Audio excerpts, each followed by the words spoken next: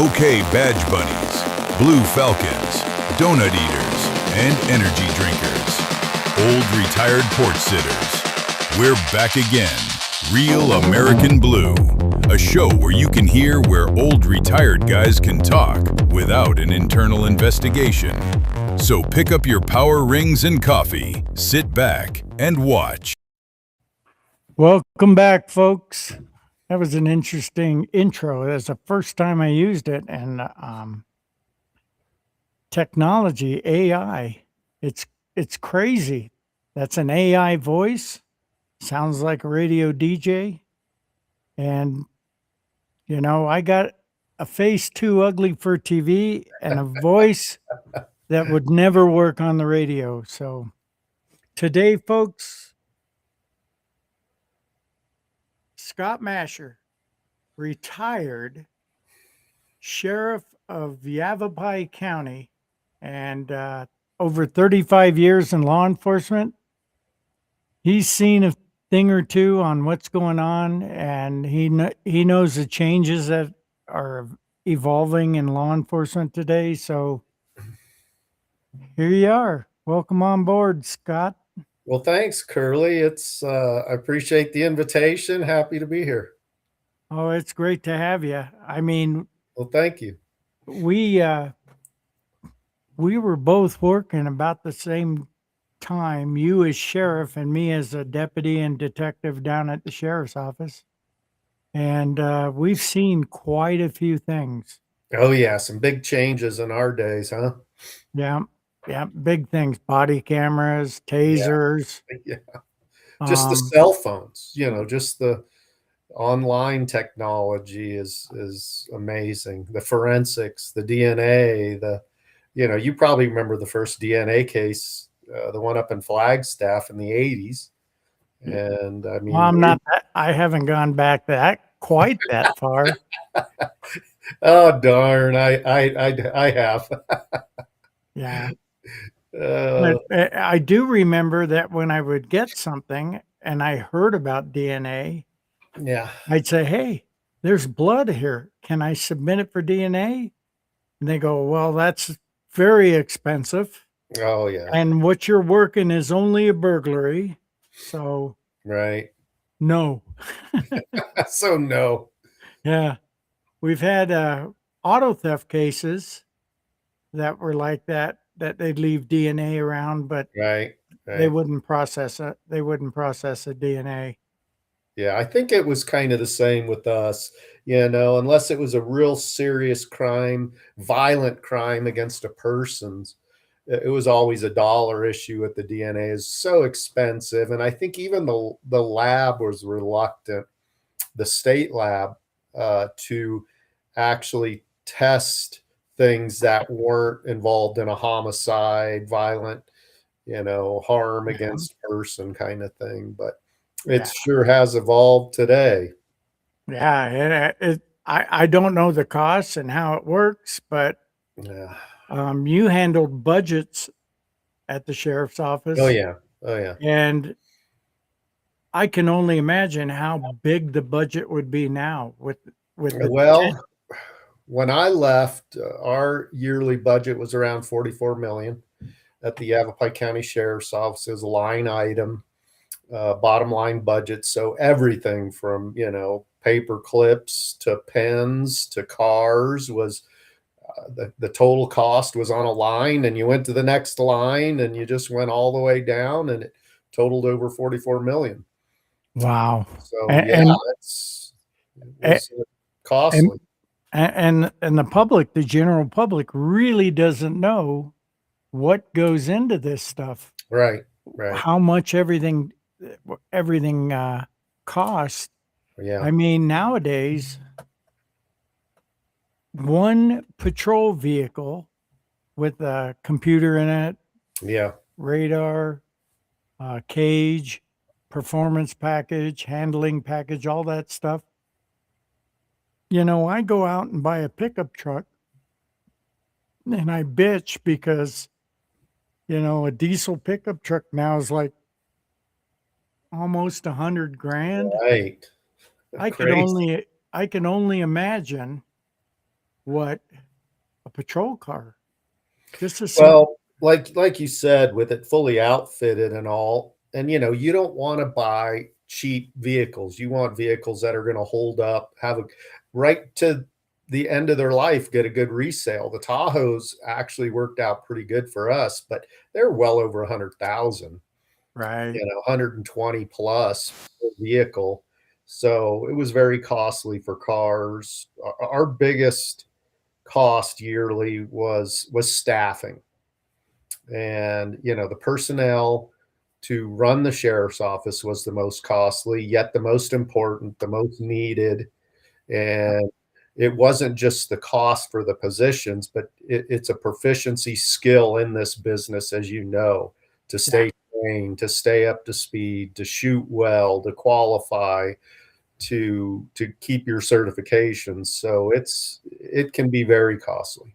It can. And, it's crazy because guys, brand new guys, they go through the academy. The agency pays for them to go through the Right. academy. They get out of the academy, they go on FTO. They make it through FTO. You've you as an agency have invested a lot of money in that person. Oh, And absolutely. and then they end up going to some other agency because of pay or something like Right. that. So, that's a constant battle. I mean, I remember seeing it at the sheriff's office. A Oh, guy would sure. he'd get off FTO in District 1, and he'd get hired by, um, what is it, Fort McDowell PD, who paid more because they had money from the casinos and stuff. Yeah. And, Yeah. it's a constant thing. So, Sure is. It's a battle. You hate to see that happen. You try to provide adequate, fair pay with cost of living increases yearly, and it's a battle for the administration to go to the board and get those increases for the staff. yeah, That's a constant, yeah, constant battle.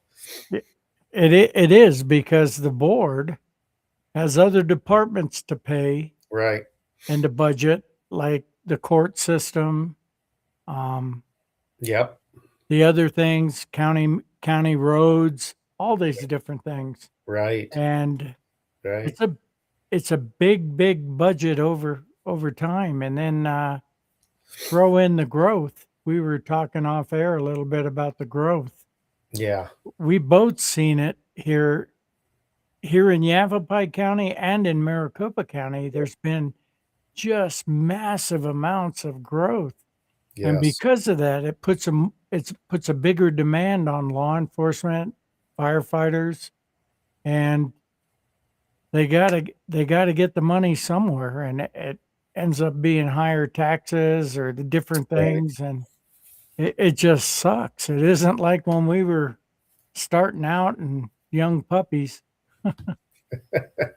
Well, that's true. I think we even talked a little bit about offline starting out our wages when we were young, and we're starting out at 14,000 a year or something, thinking, gee, we're making good money here. And Yeah, and gosh, look at it today. It's it's crazy. that oh gosh, it's so much different. So much. Now now, what was the time period that you were sheriff of Yavapai County? Okay, I in 2010, Sheriff Steve Waugh, good man, uh, was retiring before the end of his term, and he had just under 2 years left, I think it was, with his term when he retired. And the Board of Supervisors asked me to fulfill that sheriff position until election time. I think at a certain time frame in there legally, uh, they are permitted to appoint rather than go to a special election. So that's what they did. I was the number two at the office and just moved into that position until election time came around, when I did run for office at that time and get the official elected position in 2012. if I remember correctly, is when that happened. And also during your time, the areas you encompass, to give people an idea, how big is Yavapai County? It's over 8,300 square miles. That's pretty big. Yeah, 80. Oh, wait a minute, 83. Well, it's big. It's bigger than some eastern states. Yeah. It's amazing the size of the counties throughout Arizona. You look at the size of Arizona and break it into 15 segments, each one of those being a county, they're pretty large. Yeah. So it's a large county for And sure. some of those areas that you were over were bare land, ranch land, Correct. cities, county islands within those communities, Paulden, Yeah. Chino Valley, and Ash Fork, Selig, Ashford, Seligman, Sedona, Sedona. Seligman. You go from what we call the High Line of Yavapai County, which is up toward your neck of the woods there. Seligman, a little bit further north of that, almost all the way down to the Phoenix boundary. You're all the way down past Black Canyon City. Right, And then you go west all the way over toward Baghdad, Congress, what have you, and then east all the way up toward Payson, Strawberry, Pine, just the west side of those areas. So it's, that kind of gives you an idea if you're familiar with Arizona, just the size of the county there. And you're right. And I would go on to say, you look at culturally, the things that go on, like in Sedona, are a whole lot different than what goes on in Camp Verde, yeah, and a whole lot different than what's going on in the Prescott area with the growth. You're going from vortex, fourth dimension, Sedona, Crystal. I'm not saying that's a bad thing, but you go down the highway 20 miles to Camp Verde and it's rodeos and cowboys, and it's a lot of different people throughout the county. It's oh it's yeah. It's crazy the difference. And how many deputies cover that area? On the road currently, I believe, well, since I've been gone 5 years now, going on 6 years, I would say 150-ish, 160 for that, which is, very, very minimal for the population Right. amount. And that's growing so much. It's crazy. So it's really not enough. The government always seems to be behind and keeping up with growth Yeah.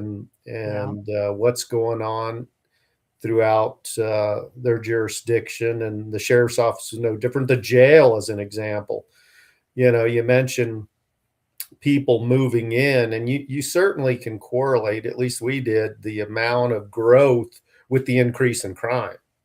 Right. It's just the more people, the more the masses, the more criminal activity was taking place, and thus creating more need for jail or jail diversion, things or what Right. have you. So it's a constant moving target as to, you're reacting to what the needs are and priorities changing throughout the year. Yeah. A Yeah. lot going on. And then you had some major cases, I think, under your watch or while you were Oh there. yeah, yeah. I worked as you did. I was a detective for probably half of my career, and homicide, major crime, robberies, and very unique cases that books were written about and shows were made from. The Sweat Lodge up in Sedona being one of them. Yeah. The Familaro case where we found the missing girl from California in the Prescott Country Club in a freezer, of Yeah. all places. That was a horrible case. Yeah. The interesting thing about that, when Sheriff Rhodes came up here, we were given out an award at the American Legion for Law Enforcement Officer of the Year, and it went to Jesse Hubble. Uh-huh. And Sheriff Rhodes came up. We didn't expect him, and it was a big deal. But my gal right now actually knew that Farmalaro guy. Uh-huh. She used to go play pool at a place down in Prescott. Then she was living there and met him, and he wanted to take her out to show her an archaeological site out by Dewey somewhere. And she was really big into this, drove all the way out there. And I don't know if he was going to do something to her, Yeah. but she saw a sign there that said Federal Archaeological Site, no trespassing. And she freaked out, started screaming at him. He got scared. She got in Yeah. her car and left. Yeah. And then after that, you guys go to his house over in Prescott Country Club or wherever it was, because there was a U-Haul that had been parked there, or a rental truck of some sort Right. Right. with an extension cord going to it, Yeah. which in our business, that's called a clue. And we go there, or you go there and find a body in the freezer. Right. Right. It was And- pretty, one thing in the business we were in is half the time you can't make this stuff up. No, you It's can't. just, it's absolutely insane, crazy things. And that was one of those cases where the call had actually come in as a possible drug lab that somebody thought it was in this rental. It was a Ryder rental truck, larger box truck, and extension cord. And they said, hey, there's got to be a meth lab or something in there. There's all these chemicals and things that are around it and in it. And so the narcotics guys went over there, looked around and said, there's a freezer here. But when we got in it, there's plastic bag, but we feel it, and it feels like it might be a body in there. Yeah. So we sent out a couple homicide guys, and I just happened to go out there with them. I think I was a lieutenant at the time. And yeah, we were videoing it as we cut the plastic and opened the bag, and here's this young girl frozen solid in there. And she had been missing from California. Yeah, for 3 years. She'd been gone for 3 years, and it was just one of those cases that gained national attention. Lot of media on it with, anybody please help kind of thing, rewards. And we had actually identified her through fingerprints. The body was very well preserved. And it took a couple days to thaw the young woman out, but we were able to lift some really good prints with Dr. Fulginetti down in the Phoenix Forensic Center. And I made the phone call to California where the missing reports came out of, oh gosh, I forget exactly what agency it was now, Newport or somewhere over there. It involves so many agencies, but Right. when I called them, they just about had a heart attack. I mean, it gives me goosebumps when I Wow. think about it,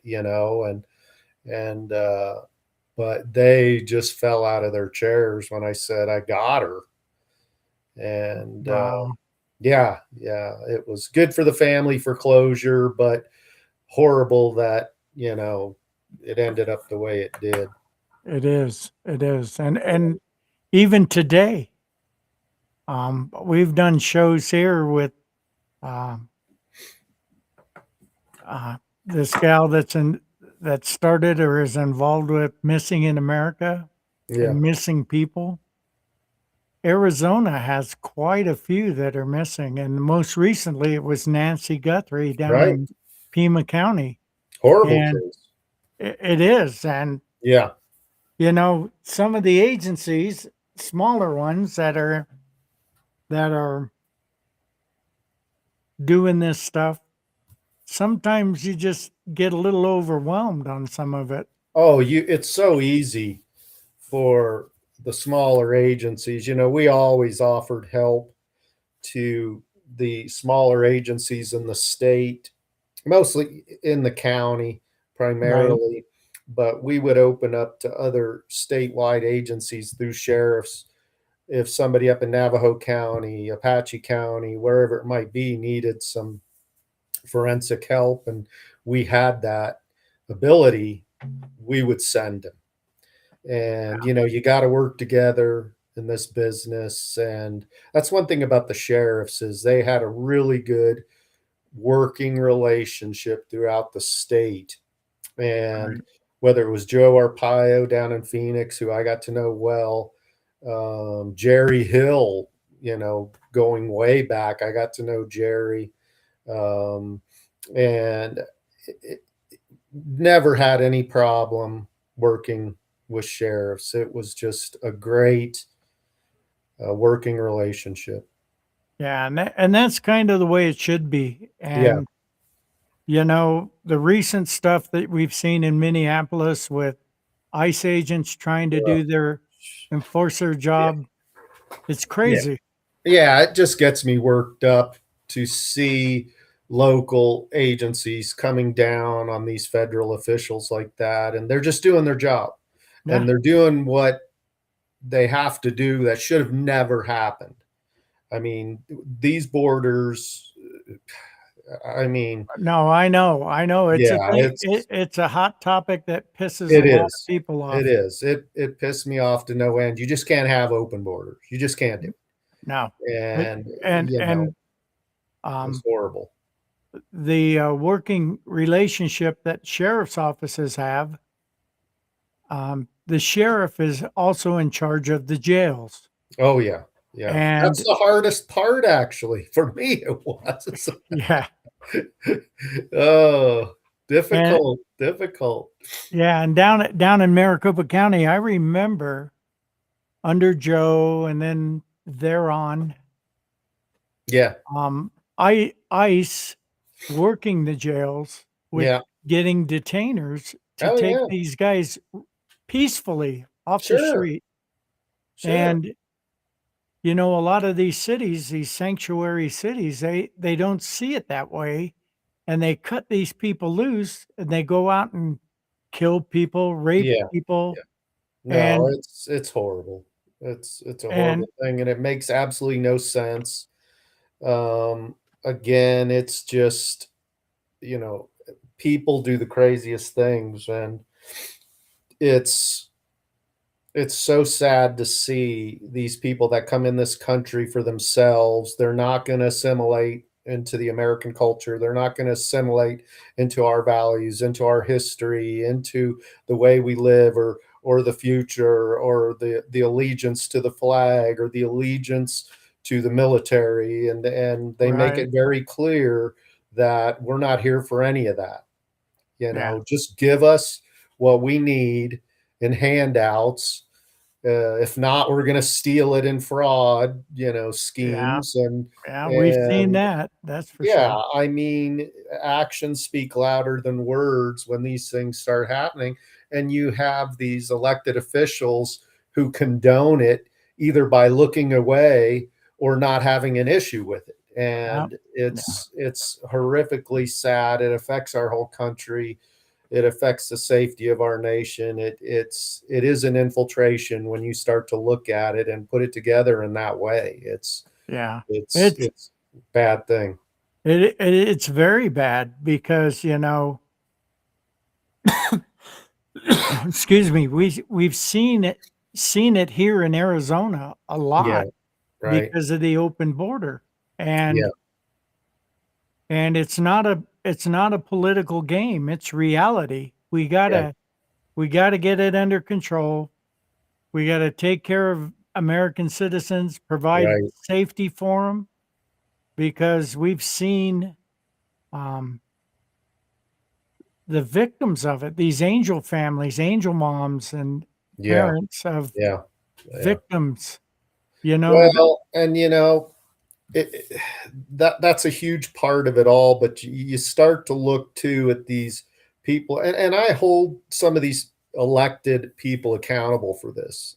I think that is really the foundation of a lot of these issues. It comes right back on them when you see billions and billions of dollars going to transvestite programs in Ecuador Oh, yeah. and Sesame Street to Iraq. And how does that benefit the American people? I'd Yeah. never even heard of these things, and I've never found anyone that did hear of any of this thing going on. And you look at, oh, there's 9 different genders. There's a male and there's a female. Yeah. And It's great. people, it's It's it's absolute craziness. And when you speak out against it, they you're call racist. you you're a racist, you're a I bigot, know. you're all these different things. And it's a fact of life. And it's It's insane. crazy It's because insane.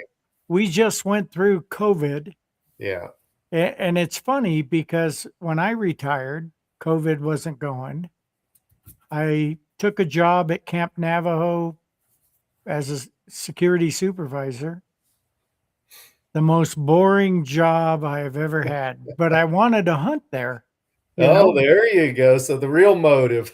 Yeah, so I was putting up with it. Um, Yeah. and I'd do that. but the other thing that was kind of crazy was about a year and a half there, ADOT was hiring for trucker cops. So I put in for it. I got hired and I left Camp Navajo to be a trucker cop. Yeah. And where I'm kind of going with this is it was during COVID and law enforcement was and firefighters and medical workers were still doing their jobs during COVID, even though everybody was locked down. And Right. I got to tell you, California wouldn't let people travel. Yeah. And that was the nicest time in Arizona for traffic, for tour. Yeah. Yeah. So it was great. Things However, calm down. oh yeah. And then but we weren't allowed to do full blown inspections on the trucks during that time because they were wanting them to deliver the goods, medical supplies, fuel, everything that they needed to do. And Yeah. once that lifted, we found a lot of illegal aliens that could not speak the language. And I'm saying from that standpoint, illegal aliens, Yeah. not just from south of the border, from all over the world. And they couldn't read road signs. They couldn't do this. But they were driving. And they go to, and they're finding it out now that they go to some of these commercial vehicle schools for licensing and they get passed. I Yeah. don't know how, but they get through it. They get a license issued. They get it from the 2 big states, New York and California. Right. And you've seen it. They issue a driver's license, a commercial class A driver's Right. license that says no name given. And they're out on our roads. And we've Yeah. seen accidents from these guys and all this. And they're trying to crack down on it from the licenses given in California, Right. New York, and the other states to save people's lives. Well, one of You the know? things I found too as part of that was, and I didn't realize it, but in Minnesota, the U.S. citizenship tests weren't even given in English. Yeah. They were given in the language, like the Somalians, it was given to them in the Somalian language. They didn't even have to learn English. And in California, I'm told they were doing the same thing. Yeah. So no wonder why they can't read or see what a sign is saying or what Oh, have you. believe me, and we saw it, but now with the change in commercial enforcement on the federal side, which Arizona does enforce the federal commercial vehicle laws, what we see is they're starting to put them out of service. They're Yeah. taking them off the road. And, Right. you know, we got, and you know, this area, the I-40 is a major corridor. Oh, geez. And you got the hill between Williams and Ashford where they don't check their brakes. I've seen Right. a lot of trucks on fire. Oh, yeah. Yeah, and, absolutely. and but that was one thing that I was gonna ask you to comment on a little bit, because some of these local agencies, and then including it is like DPS, sheriff's office anywhere in the state, city agencies, they need to have some people on there that are commercial uh, vehicle certified to be able Right. to make stops, inspect the vehicle, put people out of service, um, Yes. do cargo checks. I know that, I don't know when PANTS started, the It narcotics. started in 80. I was a founding member of that as a detective, and that was in 88 or 9. Yeah, I I was know one of the first. I was the first member from the sheriff's office with Pant. one of the things that I talked to some sergeant with PANT when I was still with DOT, we were seeing trucks coming in with dope in them. Yeah, sure. And if you're a narcotics guy looking for vehicles transporting dope, and nowadays it's fentanyl, Right. Yeah. it's cocaine, it's heroin, it's marijuana, illegally transporting marijuana. Right. You know, having that commercial certification will go a long way in combating drugs that are trafficked that way. Oh, sure. It's you know, I can't speak for what's going on now. I haven't been there 5, 6 years, but I can tell you that the canines and the commercial driving and what have you up on 40, down on 10, Highway 93, all big corridors, I-17 coming through Yavapai. You know, we had them out there and they were doing an incredible job. I Yeah, was very concerned about their safety because a lot of these young men and women with their canines were out there by themselves. And you know yeah, how it is at a sheriff's office. You know, yeah. you start You yelling for help, it could be an hour away. You know, you're yeah, hoping for a game and fish officer close by or a tribal, you know, something, yeah, any help, you yeah, know, that you hope at times. And I'm sure you've been in that situation yourself. I know I have, yeah. but I've been there. yeah, I mean, it's a difficult position, you know, at a sheriff's office working these long remote stretches of highway by yourself. Yeah, It's part of it, but you have to be so careful and yeah, have your senses about you for sure. yeah. Um, Definitely. yeah, some of the changes since you've left and I've left, um, at least here in Ashford, now we got 2 truck stops. Yeah, And I and saw that going through there. I was like, wow, look, and they were packed. yeah, that I think the TA holds 400 trucks, and the 19, I don't know, it's not very many, but the thing that's crazy about it, and I had gone to the meetings for the TA, and I was not happy with them making the decision to allow the truck stop, because Yeah, um, there's other things that go on at truck stops: right. drug trafficking, human trafficking. Um, like here, you get a 13 or 14-year-old kid that gets mad at their parents. They go up to the truck stop. They could get on a truck and go anywhere in the country and completely disappear. And they Eh, do.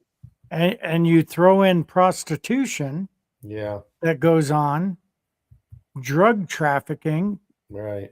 and I think it's a serious thing, and law enforcement needs to kind of work together to combat this stuff. One of the things I proposed at the meeting for the TA was that they put in a report writing station there for law enforcement. Yeah. A little room with Right. internet, Good idea. Little substation almost. and they wouldn't do it. They didn't do it. Oh, that was stupid of them. Yeah, and the crazy thing was sometimes just the vehicle alone from Yeah. whatever agency is a deterrent. Oh, absolutely. I know when I worked auto theft, there's a Circle K on like 35th Avenue and Buckeye. Do you know which one I'm talking about down there? 35th and Buckeye, 35th Avenue and Buckeye. Yeah, or Van Buren. Buckeye, I think is what it is. Yeah, it's been so long. I can vaguely remember that area there, but That's a mini truck stop. And when I worked auto theft, we used to work that truck stop a little bit with undercover cars and different things. yeah, And car haulers, one of the things with car haulers is there's plausible deniability on the driver because he's hauling cars that belong to other people. yeah, And there's loads of dope in those cars. They transport dope. sure. And so you can go there, run a dog around it, see what you can get. Some of the cars are stolen. I know I worked a big case a long time ago where they were stealing cars here in Arizona and taking them to the snow states like Chicago and different Yeah, things. Oh, we got rich.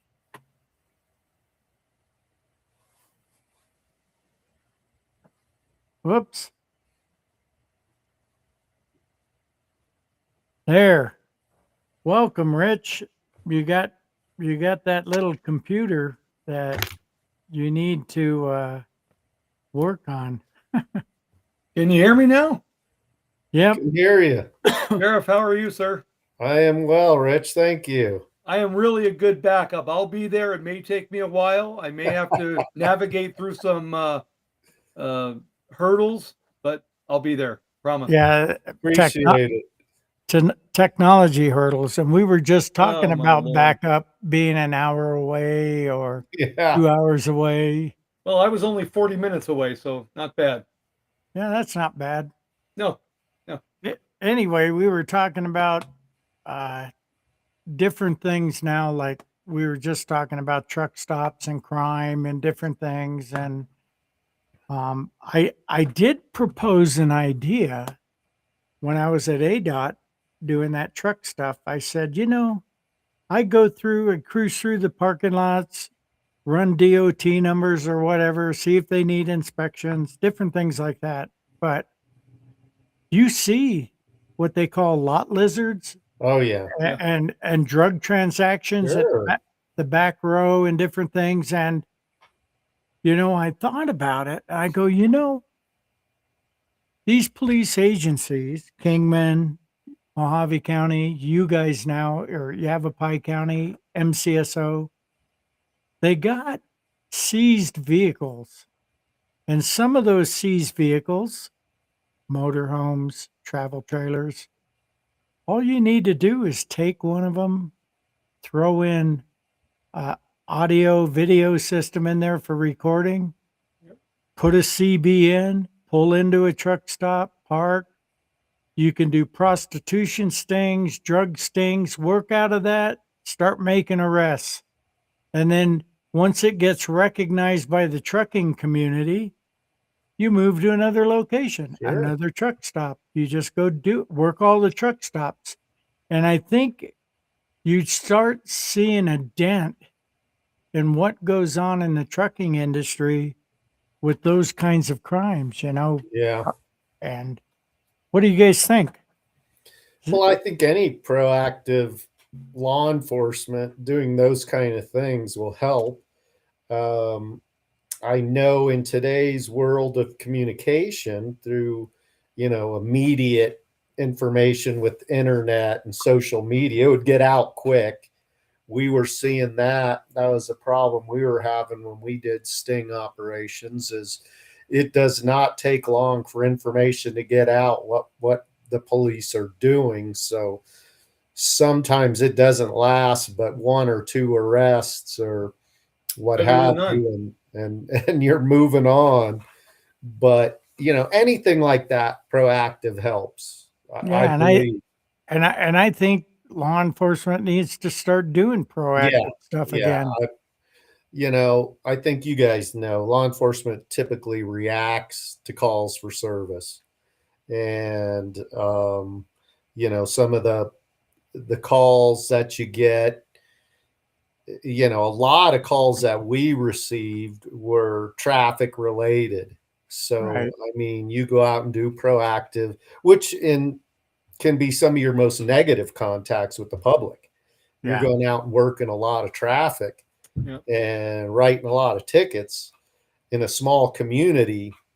It usually didn't go very well so far as, complaints. I mean, you get a lot of them, especially, and I always thought it was kind of funny when you get complaints from a community meeting, let's say Skull Valley.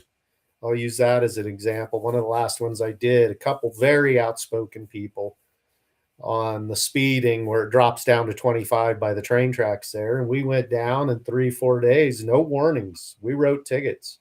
Yeah. And we happened to catch the 2 complainers Yeah, that happens a lot. themselves Yeah. doing 50 miles an hour in a 25. Yeah, and it's funny how that works, because we Yeah, we yeah, did one in a retirement community out in East Mesa. yeah, One guy kept calling about how, and it was a 25, and he yeah. was calling and complaining about people doing 40 and 50 through there. Right, right. So a deputy, he got told by the district lieutenant, and I think that at that time it was Lieutenant Shepard, who Rich remembers, Yeah. but Yeah. the deputy went out there, and the first car he stops is a guy that complained, and he Yeah. was pissed Oh, that yeah, he got stopped. yeah. And Oh, yeah. It's a wow, round world, that's one thing that I learned in this business. It's a round world.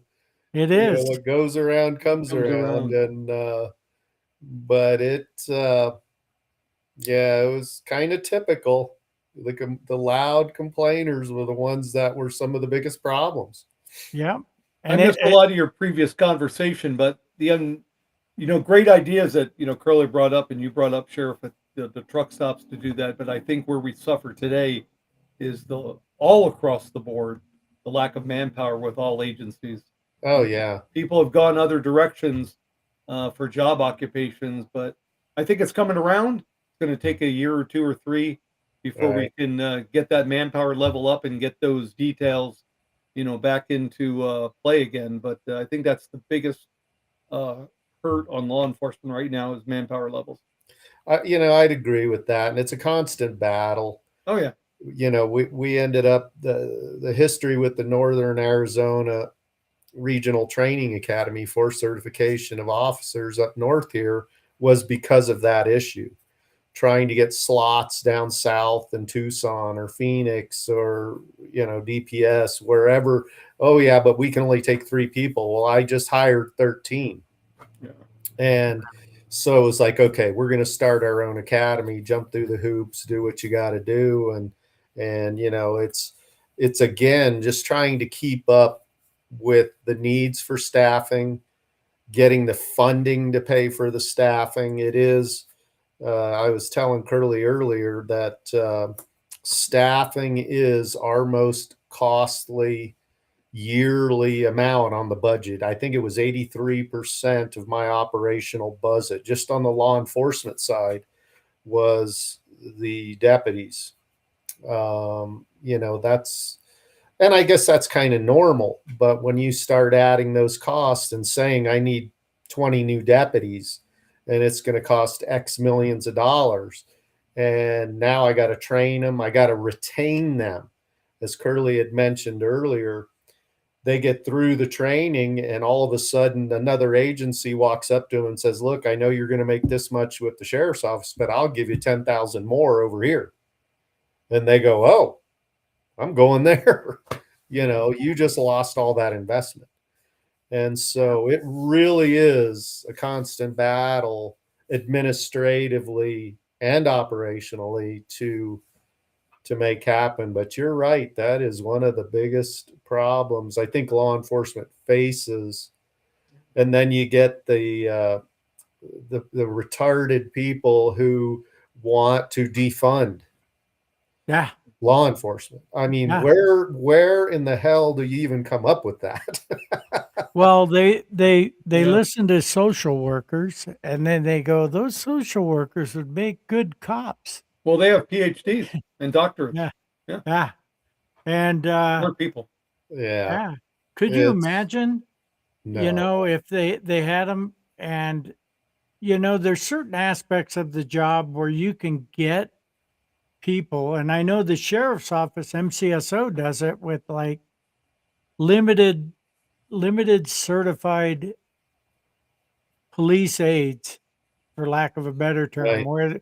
where they do other aspects of it. Like the statutes allow for civilian accident investigators, Yep.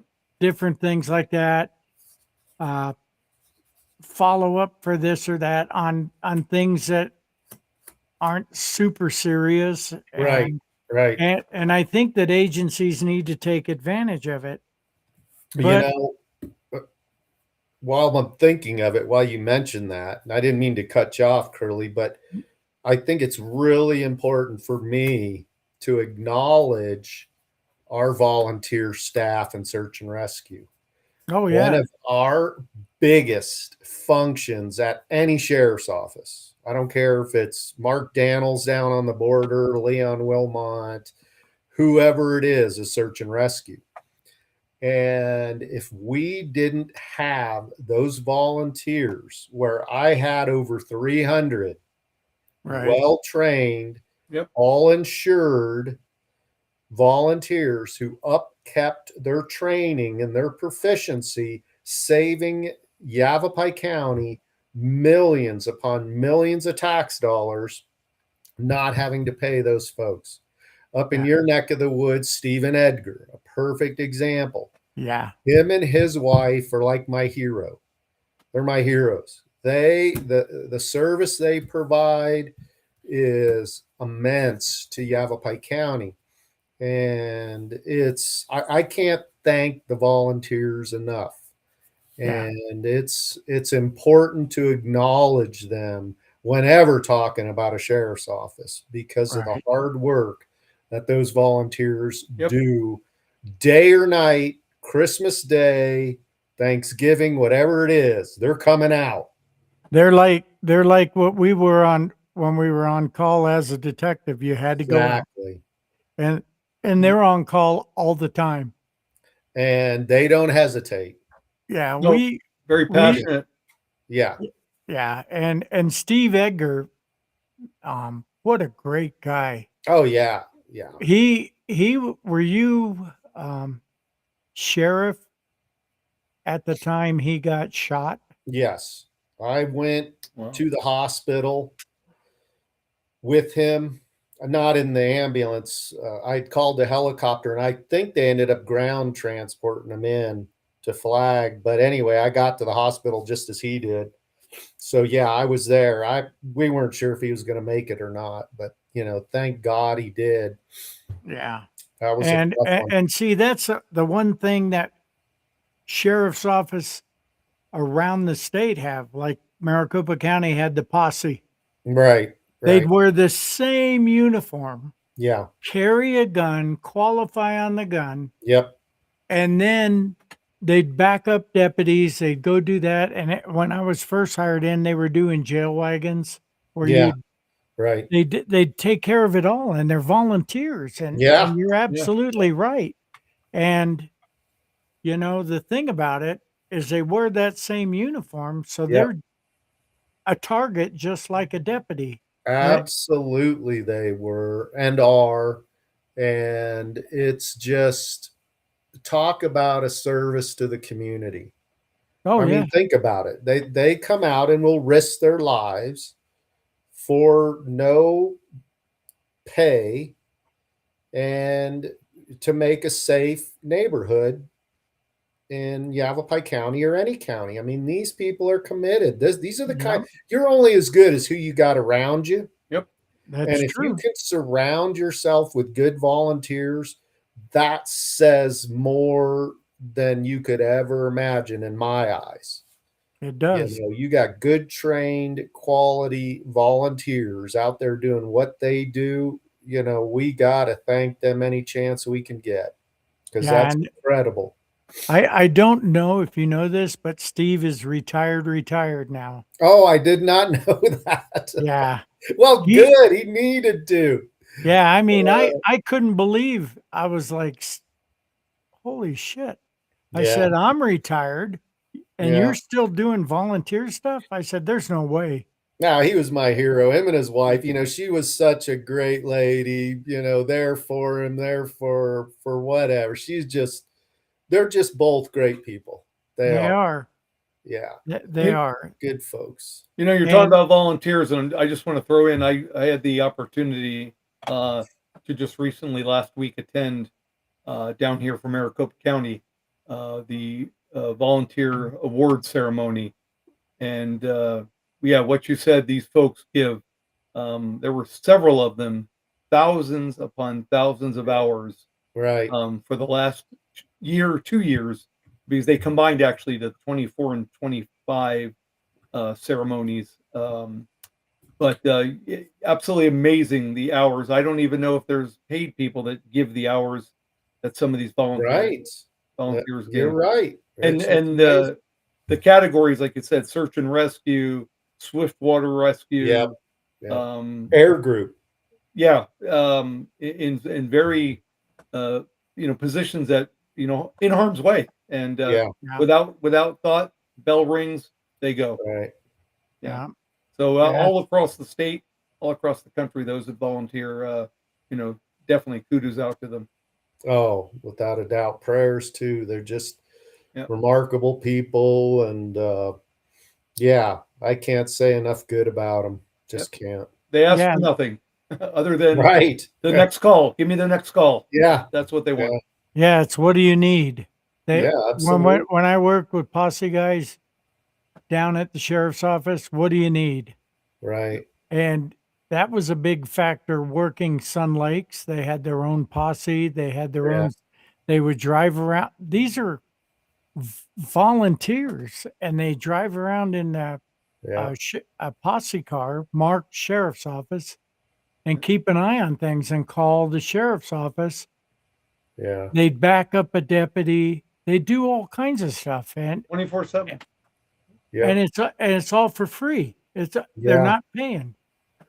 No, But I know. We had when I first started back in the 80s, it had just occurred maybe a year or so before. We had a deputy named Mike Young who was a volunteer reserve deputy, and he went up to Coconino, up to Cocoa for, I don't recall if he went full time or started there as a volunteer, but he was killed a short time after that in a gunfight.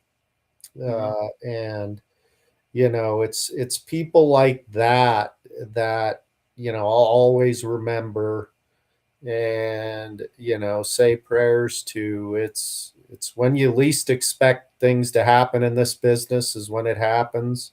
You can be as prepared as ever and still run into situations that are just unimaginable. yeah, It's we just had those two DPS, the pilot and the paramedic, right. Right. and not a lot has come out about how the helicopter went down, Yeah. but in understanding investigations, you know, don't release stuff until everything's done, Right. and it's important, it's important to the family. It's Right. important to the integrity of the investigation.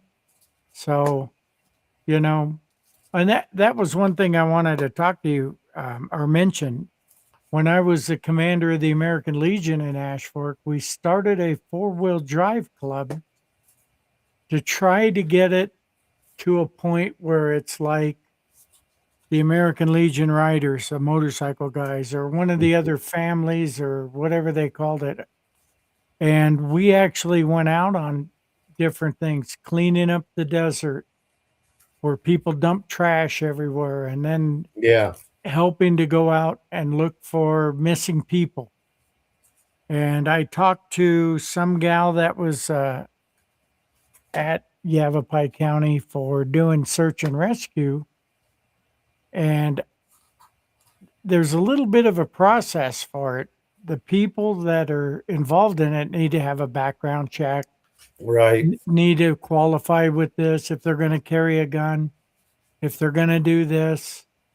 And they do other training, rope work, and the Yavapai Search and Rescue Group is actually funded pretty good, because she was saying that they get a funding source from the community Mhm. that pays for all their search and rescue gear, including 511 pants, shirts, radios. That's nice.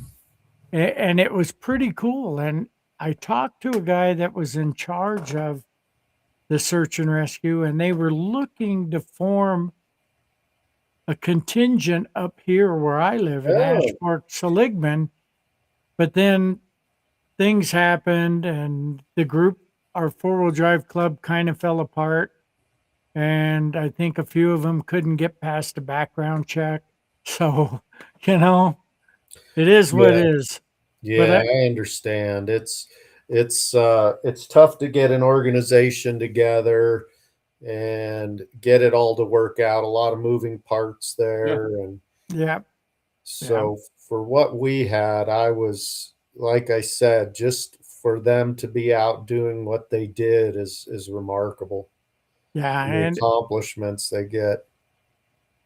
yeah, and like we were talking a little bit before, was about all the missing people that are up here. I think currently there are, within the area of Ashfork, which includes Coconino County, because the split's only 3 miles north of Right, here. right. I think there's 5 or 6 people, Yeah. and there isn't a woman most recently that turned up missing over in Westwood Ranch. She had Uh-huh. last been seen getting her mail from the post office in Ashfork, Yeah. and then gone. They Nothing, huh? checked her house, her cars are all there. They Yeah. can't find her. And here's the thing, I thought she was older than me because I looked at the picture. Yeah. No, she's about the same age as me, Yeah.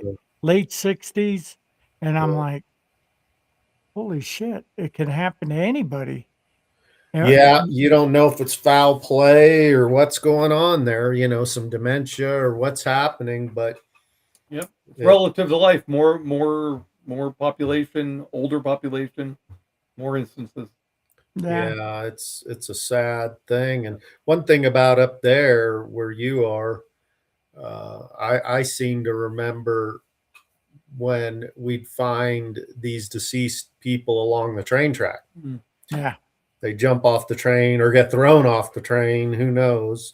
But Yeah. there were always young females or males, obviously, thrown off a train alongside the tracks there. And many times we weren't able to identify, there was always an open case, especially through DNA now. We're able to, through the family tree, Yeah. we're able to identify people, but sometimes it could take 20 years or who knows for it to pop up.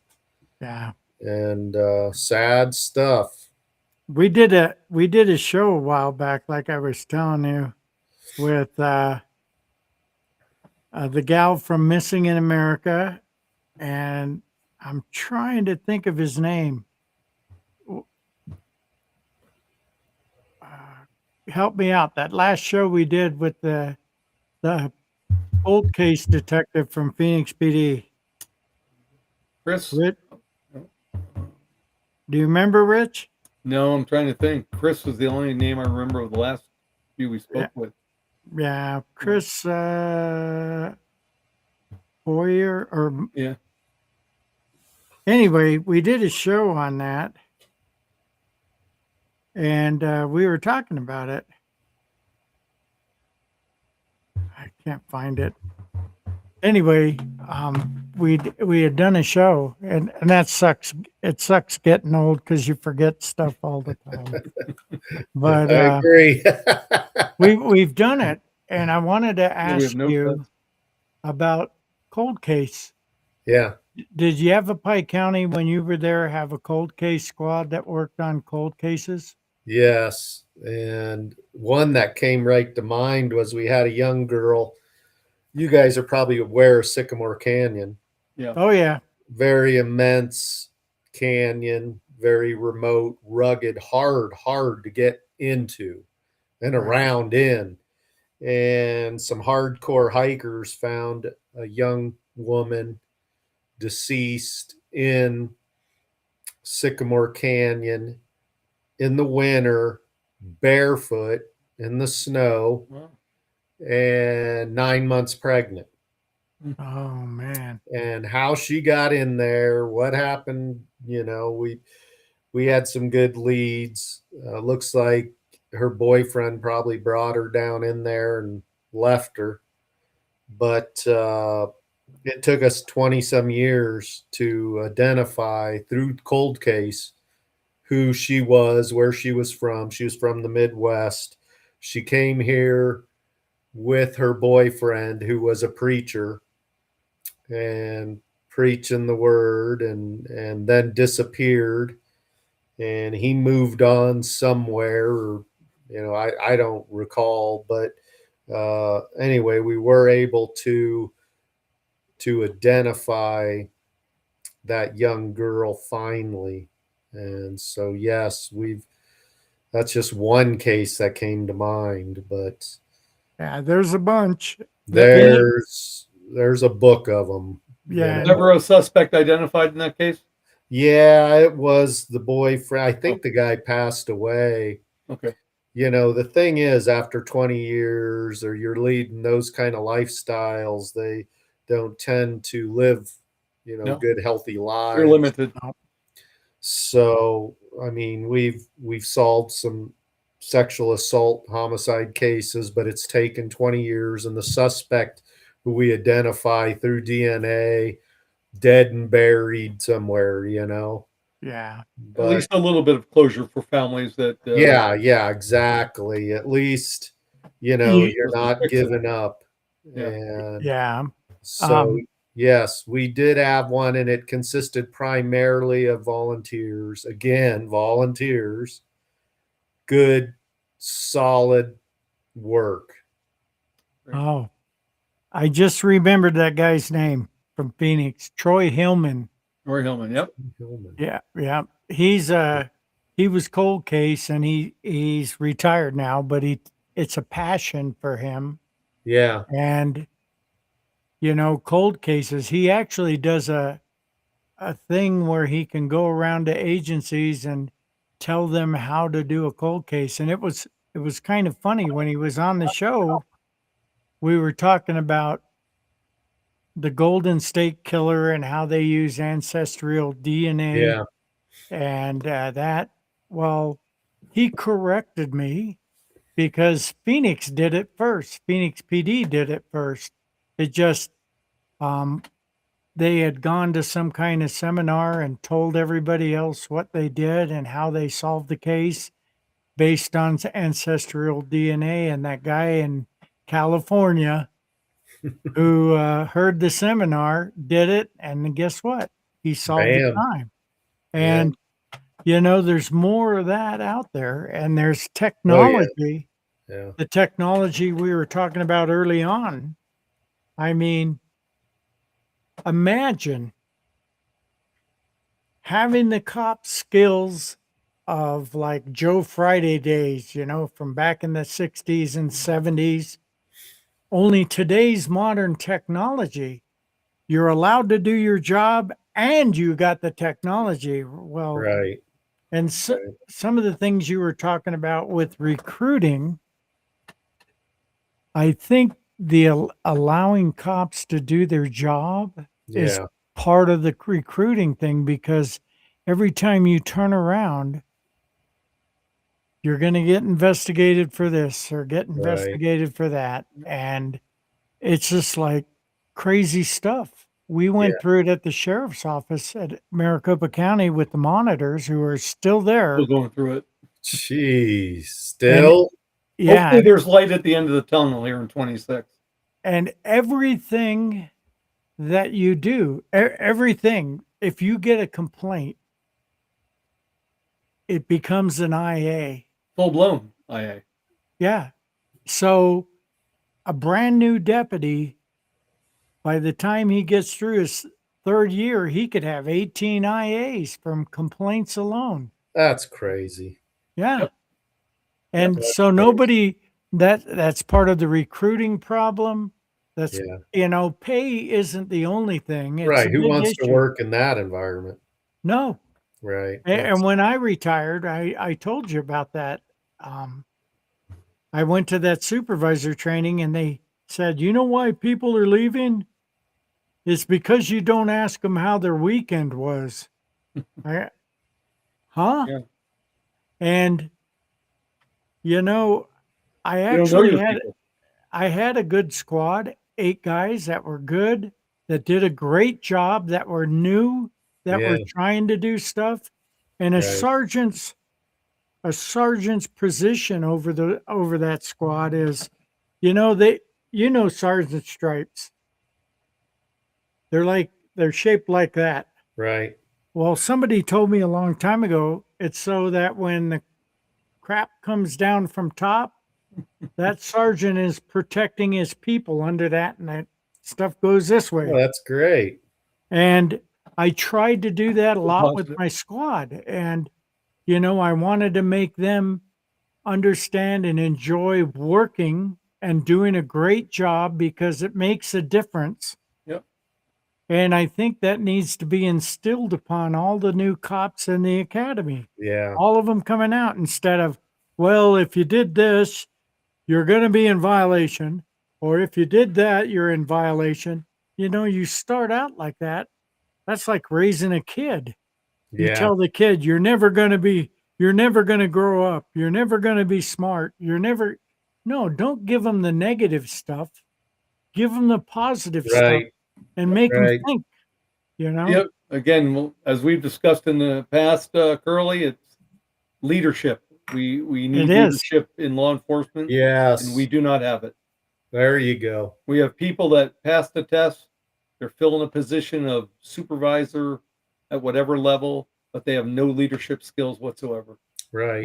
And they don't care about their people. Nope. They care about themselves, where they're going to get to, how long it's going to take them to get there, and it doesn't matter what goes on from point A to point Z to them.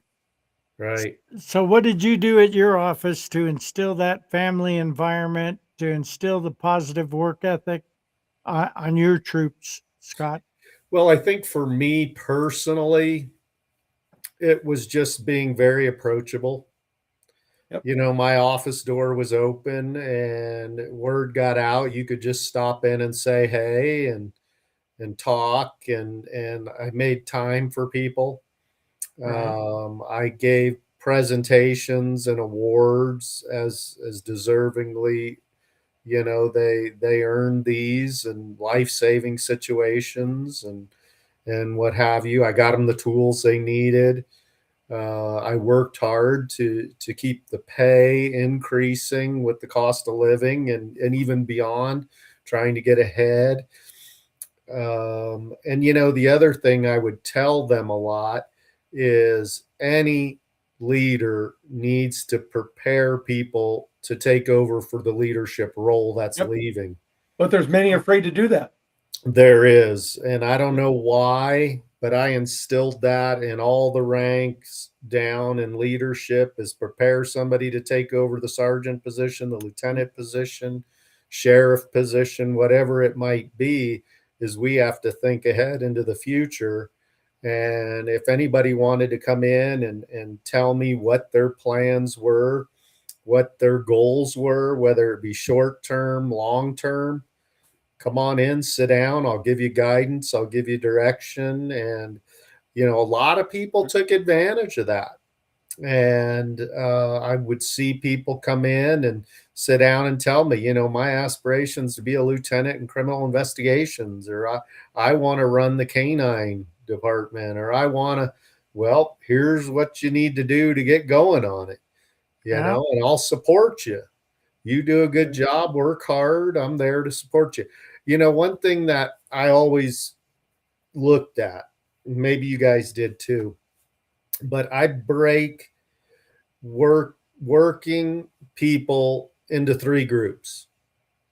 No matter what business it is, there's three groups of workers. You have those who are real high achievers, and in government, they end up getting a lot of it to get done because they get it done. They get it done quick. They get it done right.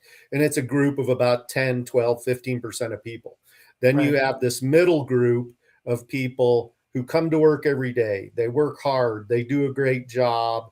They do their thing. Their aspirations are their family and to get home and, I'll be a sergeant one day and maybe a lieutenant, but they're just good, dependable, hardworking folks. And then you have another small group, or the pot stirrers, who are complaining and going after people and, causing real problems. They bounce from agency to agency and they do things that aren't real ethical at times. Yeah. And I think I could really look at someone who's been at my office for 10, 12 years and see what group they fit in. Yeah. You can just tell, where do they fit in this group? And who do I want around me? Because, you become who's around you. Yeah. You're so, and maybe that wasn't a good, thing I did, but that's how I perceived it. Yeah. Just in my mind, that's how I perceived, when I thought of who can do what and who am I promoting. Why am I promoting? What group are they in? What, try to motivate some you don't have to. I mean, it's, you guys probably, if you look at that theory, that concept, you might be able to look back and apply it to a person or two, Yeah, and there's nothing wrong with that, because this particular career, you have to have the best of the best in positions doing things. Not just It's a yes risky people. business. Yeah. You can't have lazy people. Right. You can't have people that can't do the job. They might pass a test. They might do well in an oral board, but when it comes to performance, it's a different thing altogether. And they might even be a good friend of yours. You might have known them for a long time. Right. Does not mean you can promote them. Does not mean they're and best I for think that position. too, and everybody's different when you get into fight or flight. But I've been in situations where it got really life-threatening, really risk. Somebody's going to get hurt here and shit's going down bad. And I look and somebody is hauling ass the other way. When a certain group is standing their ground, taking, controlling chaos. Right. And it was so chaotic, this person couldn't handle it and turned around and just got the hell out of there. Well, that tells you a lot right there too. Yeah. I mean, it's a situation, and I can understand that. It was one of those things where, wow, okay, I know how this is now. But I think that person also opened their eyes and said, this isn't for me. Yeah. And I've seen a few of those people who got off FTO, went to do stuff, and found out it's not for them. right. Far different from the academy.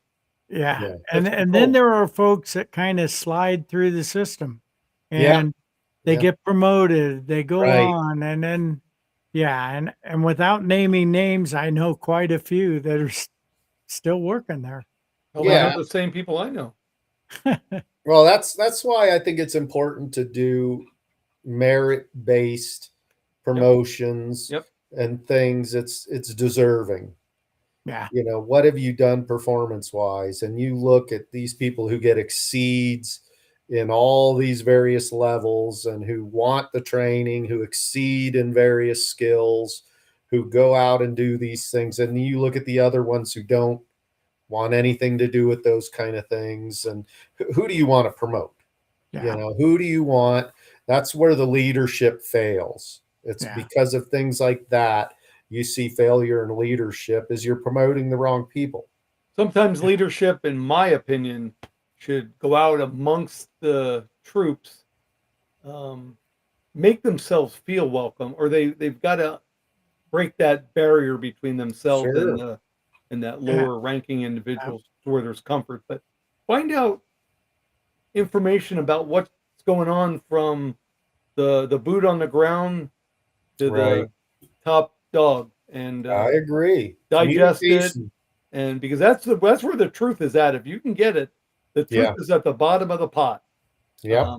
As it goes up, they start not giving you, the boss, all the information you need, because Right. now they're worrying about there's bars, stars, or stripes, Yep. that position, that title, and they're taking care of business not like they should, and that's just my personal opinion. They're keeping information from Yes. going up top.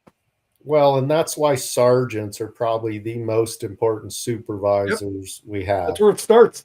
They yeah, are absolutely critical, and the foundation to your agency and operation is to have a good sergeant with leadership who's going to take care of his people, talk to his people, be part of that group.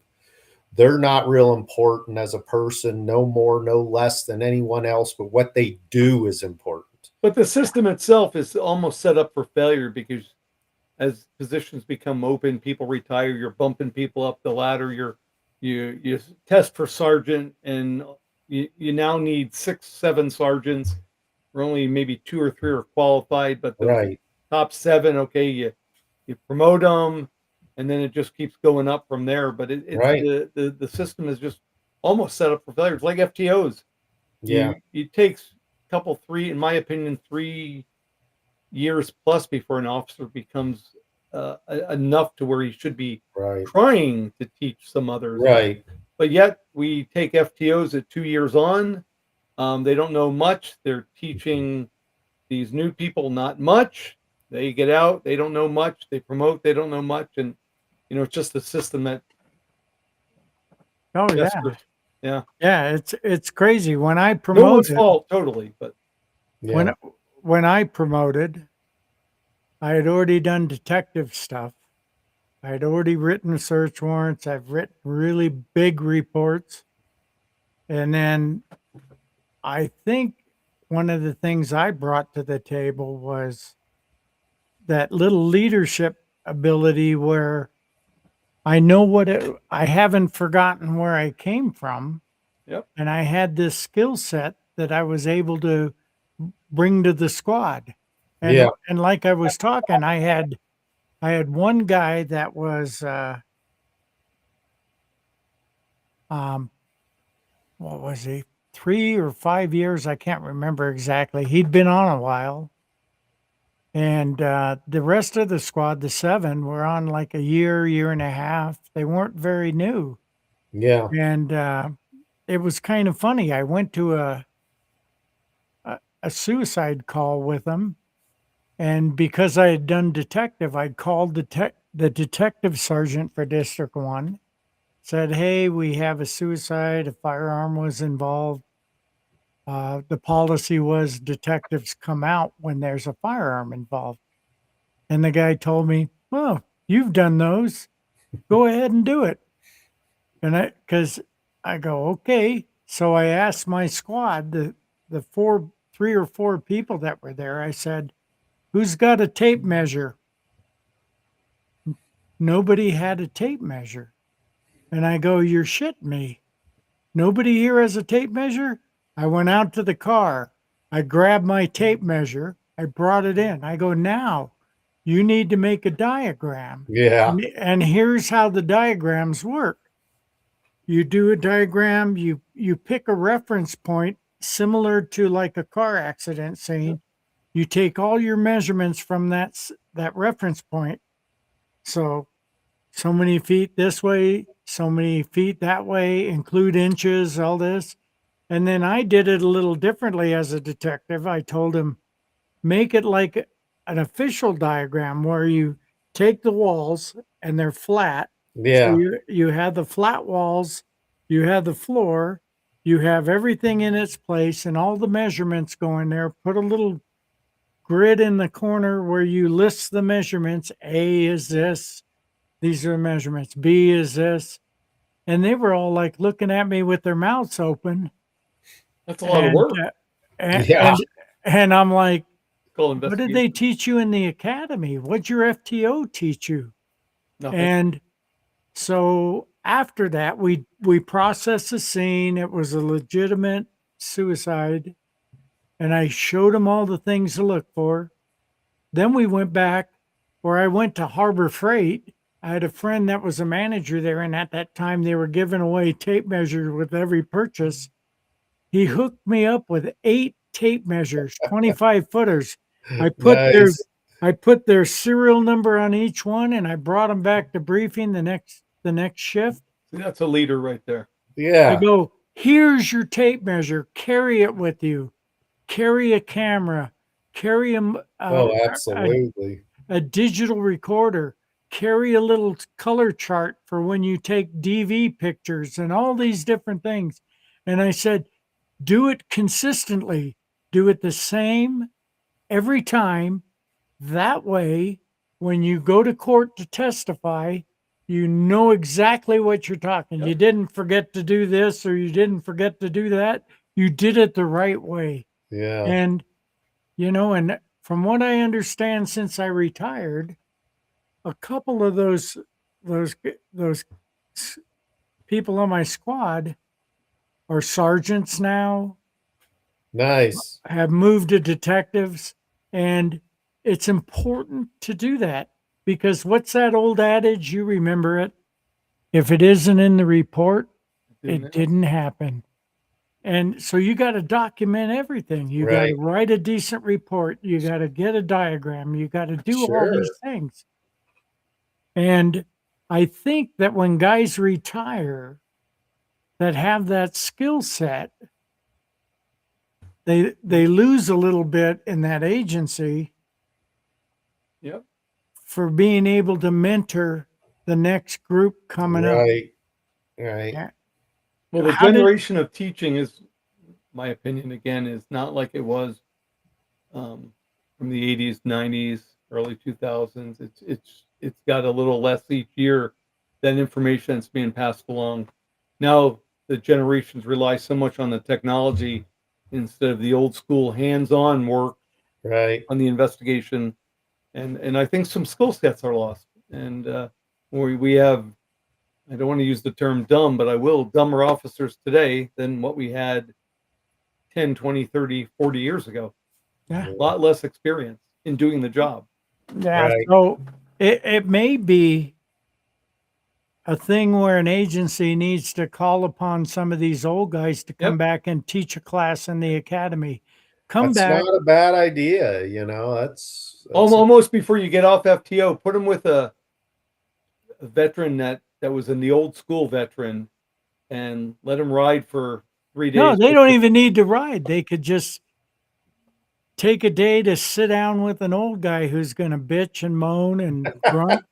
And then he's going to say, well, when I was a detective in Queen Creek, I had a guy who got his ass chewed for something that happened in a case that he did. He was a patrol deputy, and he goes and tells me everything. He says, I don't know what I did wrong.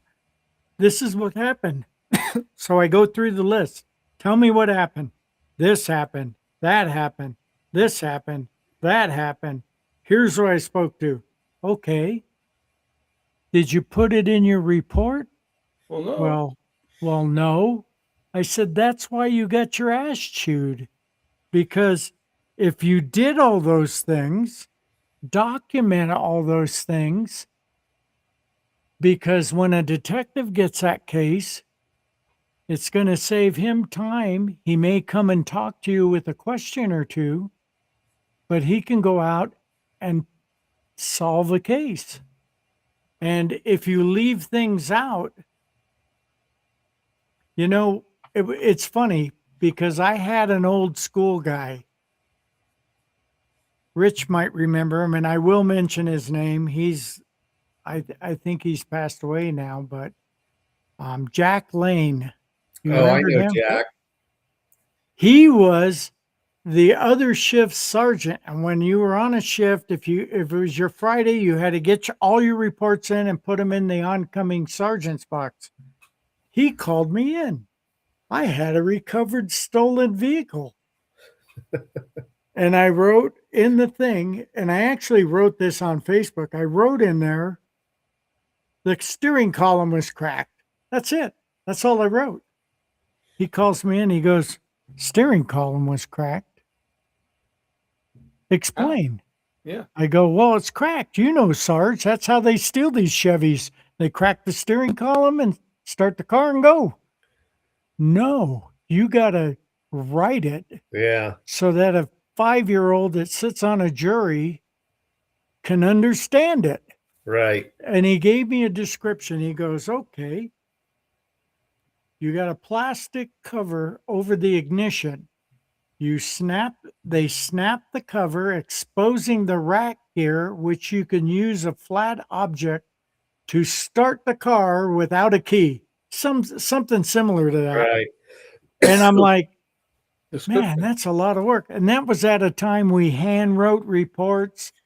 If we Yes. had to fix something, we had to use whiteout or start over. Yep. And you had to take copious notes. That was a big word that I Oh learned. boy, I remember those days.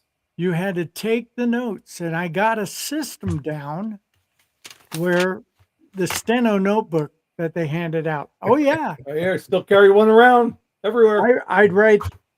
I'd leave the DR blank. I'd put the call for service, 240, an assault. Leave the DR blank. Put the start, the time the call was given, the time of arrival. I document everything. Then I go through and put the victim, the suspect, statements, and do all that. Then I'd put the DR in when I drew a DR. And if I arrested somebody, I'd put arrested. These are the spontaneous utterances they made. Yeah. And all that, because we didn't have recorders back then. And I'd have it all documented. And to keep track of it, because we'd take so many calls for service by ourselves. Like, I think my record for one night was 13 DRs that I drew on Wow. one night. So I take a paper clip, put it over the section that was related to that DR. And when the stenos closed, I could see, I got 6 paper clips. That's 6 reports I got to write. And it kept track of things. And then, Didn't use your fingers? no, I stopped doing that right away because I know that the older guys did that. But the new guys need to understand. And Yeah. when I was a field training officer, I had already been a detective, went back to patrol on the west side over by Whitman and stuff. And I got a new guy, and you'll get a kick out of this. He'd ask me a question. Hey, how do I do a suspended license again? So I'd explain it. You write the date, the time, the who, what, when, where, and why, and all these stuff, and you put all your details in it, and you print that. You can put it on the back of the citation, tape it with the KQ or the license showing it was suspended on NCIC or ACIC. Put it all there. I get done explaining it to him, and then he turned to me and go, huh? And he would do that consistently. Well, one day he asked me that, and he was driving, and I'm in the FTO seat, and he's asking me that, and I don't answer him. He goes, "Are you going to tell me?" I go, "Pull the car over." He stopped, and I go, "Look, I explain it in detail to you, and you make me repeat myself by saying, 'huh?'" And I said, "I don't want to do that anymore. You need to listen the first time, because Yeah, as a deputy, when you go to scenes and you get information, if you're not Say it one listening, time. you're going to lose it." And I guess now he's a sergeant, but he learned from it. And his explanation was his primary language was Spanish, and he had to convert it in his mind to English. And I go, "Well, I right, get that, but pay more attention, because when you're a deputy and you're out by yourself on your own, you need to pay attention to what people are telling you. You need to document it and record it if possible right. to be able to get a decent report." So Well, I don't know. I still think they need to Agreed. they need to pull some of us old guys in and yep. talk about things in report writing, investigations, even the stupidest investigation. Remember at the beginning of the academy, I just want to throw this in before we go, where they used to have family night, and the officers that Yes, went through they talk about their journey through.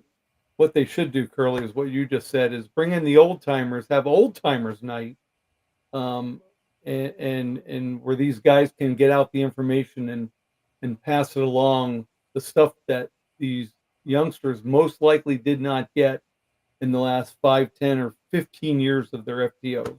right. Right. Those that are out on the road, the old That's a school good ways idea. and thoughts. Yeah, have old timers night, Yeah, Yeah. and Yeah. make Hey, it an open thing where if whether you're off duty or on duty, if you want to attend as a training thing for these guys to talk about the ways that things were um, done, and not take up the time of people, but give out good information. I think it would be a very valuable evening for people. I think yeah. so. Yeah. It's funny. Years ago, when we had the District 1 jail open and we could actually go book somebody there, I was I had taken a guy with a warrant there, and there was a really young Mesa PD female officer standing there. And it's funny. I looked at her patch, and it's different, and I go, "I got one of those patches. My dad was a Mesa cop." "Really? What's it look like?" I said, "Well, it says police. It says Mesa. It's got a cactus. It's got a cop in a cop car chasing a bad guy in a bat in another car." And she goes, "Our patches don't have that now." And I go, "Yeah, I know." And you got to think about it. We got all this cool technology, all of it. And we got these youngsters that are coming in that fully understand computers. Right. But the part that they're missing The chalkboard. is the stuff to be able to talk to people. It's to Yeah. be able to go out and canvass a neighborhood, ask the right questions, think outside of the box. Yep. Yep. And yeah, Again, old timers night. Yeah. yeah, There old you time go. tonight. Shake doorknobs, get out of your car, meet the public, find out who your store owners are, shop owners are, find out about your beat that you're in, know it. More of this stupid coffee with a cop stuff where Yeah. people can go there. No, you go to where they are, Right. Right. and you'll get a little more information when they see that you're a human just like them. Yep. Yep. Oh, one Yeah. last thing. I know we ran a little bit over. One last thing. You said you knew Jerry Hill very Yeah. well. Yeah. Oh, I think Rich worked for Jerry Hill. Oh yeah. No, he just went out when I came in. Uh-huh. Yeah. Well, But I knew a lot of his legacy there. yeah, I was in high school Wow. and he was dating my aunt who I was very close to. And I went over to her house and she introduced me to Jerry Hill, Sheriff of Maricopa County, and Wow. we got to bullshit. And then I saw him half a dozen times after that. But that's how I knew Jerry. Yeah, back I heard stories, and I don't know if it was Jerry, but I think it was. Some of the old timers used to tell me that he used to have trustees come over and mow his lawn at his house. That sounds like another sheriff I know.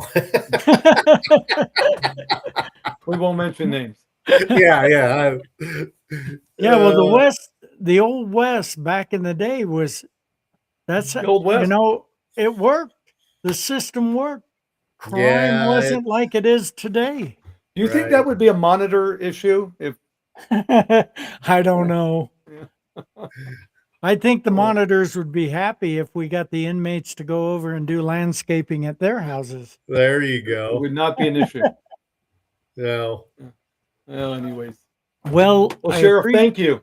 Yeah, thank you guys. I appreciate the invitation. Happy to join you again sometime. It was a pleasure talking about some of this Yeah. stuff and the old days and what have you. And things have changed, but I Yeah. appreciate what you guys are doing, and thanks for having me. Absolutely. And I know Rich has stuff to go do, but Always, you- always on the if you- run. Yeah, if I you hear hang, you. if you hang on just a couple little minutes after the show, I got a couple things to ask you. Sure. Do we have anyone lined up for next week? Because I think I might have a individual that I think the public will enjoy to watch. Here, on the let me show look. next week. Some of us do Google Calendar. Well, as you saw today, it took me 40 minutes to log on, so I'm not the guy. Yeah, I don't think you could get off FTO if you were doing that. No. Let's see. I used Today. to turn off the computer on the guys and say, "Okay, let's Oh go." yeah, I do have a guy next week. And who is it? For the people out there that are listening, he has a YouTube channel and a Facebook channel, and it's called Exploring with Nug, N-U-G. Okay. This gentleman is a diver and talking about search and rescue and things. He Awesome. goes around the country and dives in bodies of water that are near where missing people have gone missing. And he finds cars with people in them. And he calls the sheriff's office or the local PD. They come out, they find the car, they find it. It's been underwater for years. Like I think one of them was like 20 years old that was underwater. Wow. And he's going to come on the show and talk about what motivated him to do that. Great. And I think it's going to be a pretty interesting show. Sounds like it. I'll tune in. Anyway, so with that said, I'm going to play a little video. Push a button, Rich. Sheriff, And again, then, uh, thank you. You bet. You guys take care. Hang tight after this. Okay, and- girly. hey, thanks. You bet.